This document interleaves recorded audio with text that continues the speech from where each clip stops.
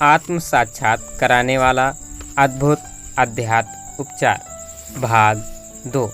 मित्रों, गणित के साधारण विद्यार्थियों को यह असमंजस हो सकता है कि पूर्ण से पूर्ण को घटाने या जोड़ने पर पूर्ण किस प्रकार शेष रहेगा, परंतु अध्यात्म मार्ग के पथिकों के लिए इसमें कोई उलझन नहीं दिखाई पड़ती और साधना क्षेत्र में वह जैसे जैसे आगे बढ़ता जाता है वैसे ही वैसे सत्य का साक्षात्कार होने लगता है, जिसे वह अब तक सिद्धांत रूप में स्वीकारा था।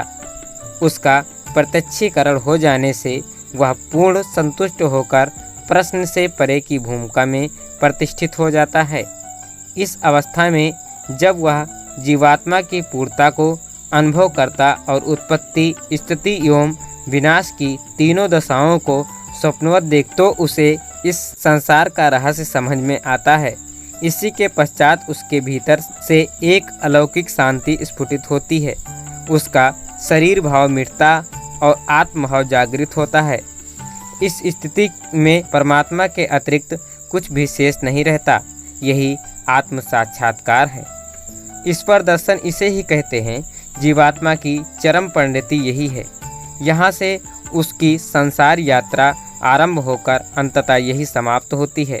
एक का दो होना तथा दो का फिर से एक ही सत्ता में विलय विसर्जन इसी मर्म को उद्घाटित करता है। त्राटक का साधक इसे सरलतापूर्वक समझ लेता है। साधना अभ्यास जो जो पुष्ट होता जाता है वैसे ही वैसे अनेक प्रकार के दिव्य दर्शन होने लगते हैं। पंच तत्व में आकाश सबसे सूक्ष्म है। यह बिल्कुल पोला हुआ शून्य है। उसका कुछ भी आकार नहीं है। जब नेत्र स्थिर होते हैं तो साधक को विभिन्न प्रकार की आकृतियां दिखाई पड़ने लगती हैं। आकर्षण प्राकृतिक दृश्य, मनमोहक उद्यान, चिंताकर्षक सरोवर भी दृश्यमान हो सकते हैं, किंतु विशेष रूप से ऋषियों और देवी देवताओं की छवियों की ही इसमें प्रमुखता होती है। एक ही देवी या देवता दृश्य पटल पर बराबर बने रहें ऐसा भी नहीं होता। सिनेमा की रील की तरह इसमें दृश्य परिवर्तन जारी रहता है। आकाश त्राटक से जब वृत्ति अंतर्मुखी होती है तो वह भीतर के आकाश को स्पर्श करती है। आकाश से तदाकार होने वाला आकाश जैसा ही हो जाता है। वह विराट का रूप धारण कर लेता है, अपना आपा खो देता है। उसका स्वयं का कुछ नहीं रह जाता। बंधनों से मुक्त होकर वह पक्षी की तरह आकाश में उन्मुक्त विचरण करने लगता है। आत्मानंद की यही अवस्था है। त्राटक के अभ्यासी अंततः इसे उपलब्ध कर लेते और आत्मस्थ बनकर रहते हैं। आकाश शून्य है। आकाश का अर्थ है परम शून्यता, नितांत अभाव। जो है ही नहीं, सब कुछ नष्ट हो जाता है, पर आकाश ज्यों का त्यों बना रहता है, नहीं मिटता। उसे मिटाने का कोई उपाय भी नहीं है। जिसका अस्तित्व नहीं है उसे कोई मिटाए कैसे? इसलिए शून्य को अस्तित्व का परमात्मा का सार कहा जाता है। शाश्वत एकमात्र वही है। शेष सभी नश्वर हैं, परिवर्तनशील हैं। सभी प्रकार के नाम रूप में परिवर्तन होता रहता है। केवल शून्य ही एक ऐसा अस्तित्व है जहाँ परिवर्तन घटित नहीं होता। तभी तो उसकी एकमेव सनातनता स्वीकार की गई है। कबीर ने इस परम रहस्य को समझ लिया था।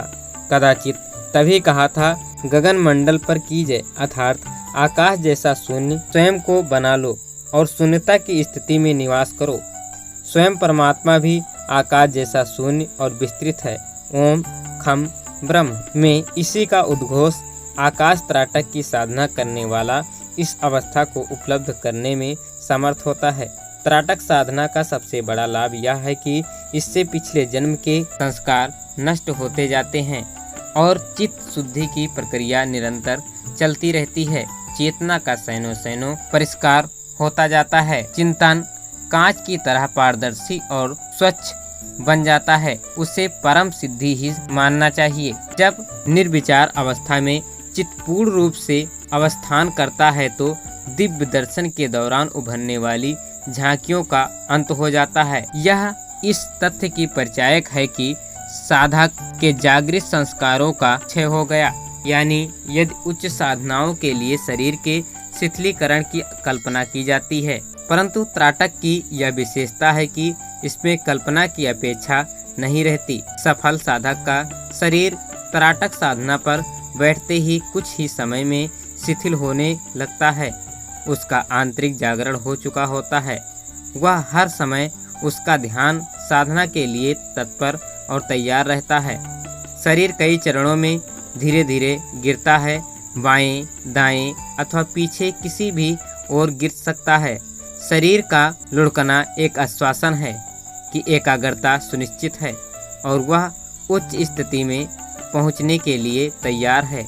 आकाश त्राटक में शरीर के शिथिल होने के बाद मन भी शिथिल हो जाता है। उसकी सारी उछल कूद और चंचलता मिट जाती है।